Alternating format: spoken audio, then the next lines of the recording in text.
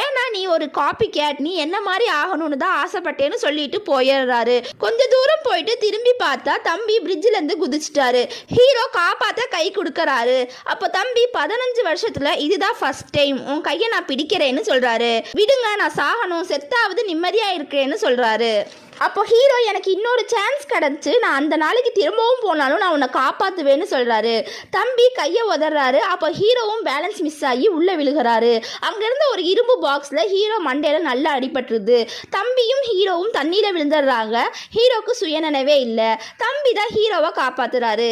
இதெல்லாம் யோசிச்சுட்டே தம்பி ரோட்டில் நடந்து போகிறாரு. வீட்டில் அம்மாவும் அப்பாவும் தம்பியை காணும்னு ஃபீல் பண்ணுறாங்க. அப்போ அப்பா ஹீரோட்ட தம்பியை மன்னிச்சிடுன்னு சொல்கிறாரு. அவன் ஓய்வே இல்லாமல் வேலை செஞ்சான். நான் உங்க அம்மாவுக்கு தெரியாம ஒரு பிசினஸ் பண்ணேன், அதுல நிறைய லாஸ் ஆயிடுச்சு. அந்த காசெல்லாம் தம்பி தான் லோக்கல் ஈவெண்ட்டுக்கு எல்லாம் போய் கட்டினான். அவன் ரொம்ப கஷ்டப்பட்டான்னு சொல்றாரு.